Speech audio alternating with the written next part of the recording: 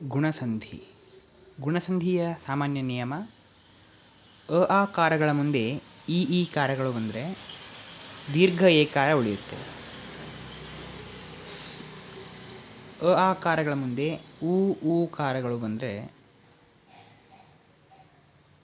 ಓಕಾರ, ದೀರ್ಘ ಓಕಾರ ಪ್ರಧಾನವಾಗಿ ಉಳಿಯುತ್ತೆ. ಅಂತೆಯೇ ಮುಂದೆ ಋ ಇದ್ದರೆ ಅರ್ಕಾರ ಪ್ರಾಪ್ತವಾಗುತ್ತೆ. ಇದನ್ನು ಉದಾಹರಣೆ ಮೂಲಕ ತಿಳಿಯೋಣ.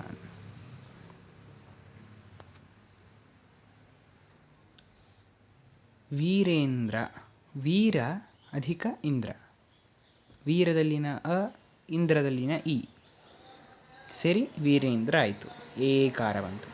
ಮಹೋತ್ಸವ, ಮಹಾ ಅಧಿಕ ಉತ್ಸವ, ಹ ಅಲ್ಲಿರುವಂತಹ ಆ, ಉತ್ಸವದಲ್ಲಿನ ಉ ಸೇರಿ ಓ ಆಯಿತು.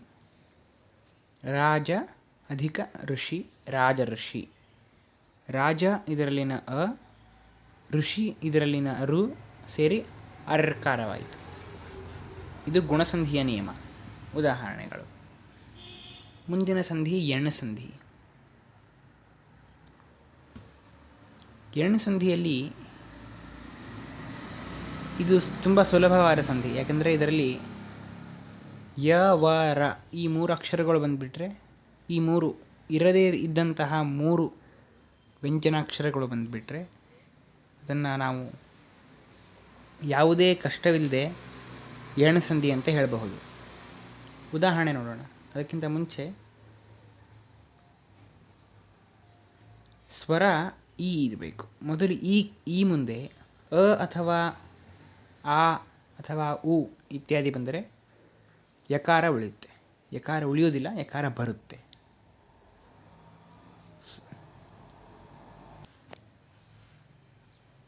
ಉ ಮುಂದೆ ಅಕಾರ ಬಂದರೆ ವಕಾರ ಬರುತ್ತೆ, ವ ವ್ಯಂಜನ ಪ್ರಾಪ್ತವಾಗುತ್ತೆ. ಅಲ್ಲದೆ ಋಕಾರ ಮುಂದೆ ಉ ಆದ ಮೇಲೆ ಬರುವ ಋ, ಈ ಋಕಾರದ ಮುಂದೆ ಆಕಾರ ಬಂದರೆ ಅರ್ಕಾರ ಅಲ್ಲ, ಇದು ಋಕಾರ, ರ ವ್ಯಂಜನಾಕ್ಷರ ನಮಗೆ ಪ್ರಾಪ್ತವಾಗುತ್ತೆ. ಉದಾಹರಣೆ: ಅತಿ ಅಧಿಕ ಅಂತ ಸೇರಿ ಅತ್ಯಂತ ಆಯಿತು. ಈ ಸೇರಿ ಯಕಾರ ಬಂತು. ಅತಿ ಅಧಿಕ ಉಕ್ತಿ ಸೇರಿ ಅತ್ಯುಕ್ತಿ ಆಯಿತು. ಈ ಉ ಸೇರಿ ಯಕಾರ ಬಂತು. ಋ ಮತ್ತು ಸೇರಿ ಋಕಾರ. ಪಿತೃ ಅಧಿಕ ಅರ್ಜಿತ, ಆರ್ಜಿತ ಆಗಬೇಕದು, ಅರ್ಜಿತ ಆಗಿದೆ, ಆರ್ಜಿತ ಸೇರಿ ಪಿತ್ರಾರ್ಜಿತ. ಋಕಾರ ಹೋಯಿತು,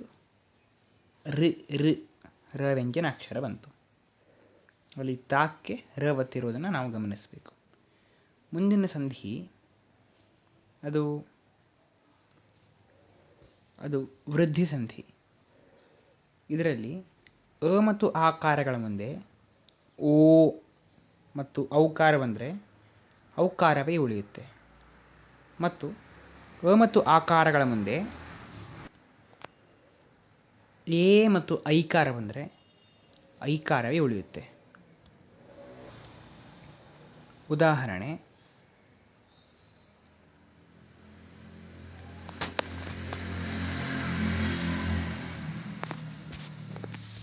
ಭಾವ ಮತ್ತು ಐಕ್ಯ ಸೇರಿ ಭಾವೈಕ್ಯ.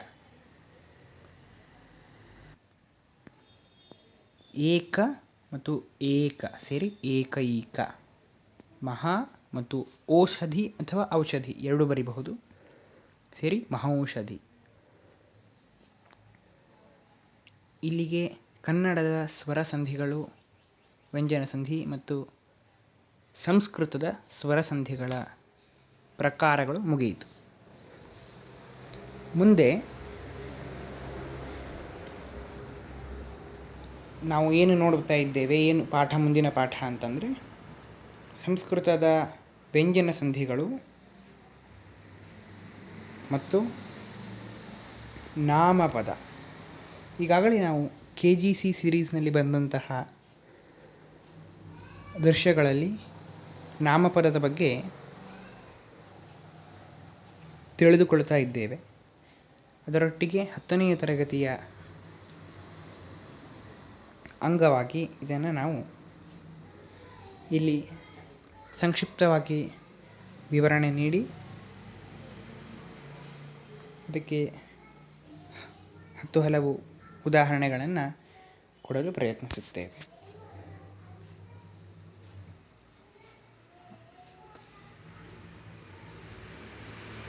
ನನ್ನ ಕನ್ನಡ ಶಿಕ್ಷಕರೆಲ್ಲರಿಗೂ ನನ್ನ ವಿಶೇಷ ವಂದನೆಗಳನ್ನು ಅರ್ಪಿಸ್ತೇನೆ. ನಿಮಗೆಲ್ಲರಿಗೂ ಧನ್ಯವಾದಗಳು. ಯಾವುದೇ ಕೊರತೆ, ಟೀಕೆ, ಸಲಹೆ ಏನೇ ಇದ್ದರೂ ಅದನ್ನು ಹಿಂದಿನ ಎಲ್ಲ ವಿಡಿಯೋಗಳಲ್ಲಿ, ದೃಶ್ಯಗಳಲ್ಲಿ ನಾನು ಹೇಳಿದ ಹಾಗೆ ನನ್ನ ಇಮೇಲ್ ವಿಳಾಸಕ್ಕೆ ನೀವು ಅದನ್ನು ರವಾನಿಸಬಹುದು. ಧನ್ಯವಾದಗಳು.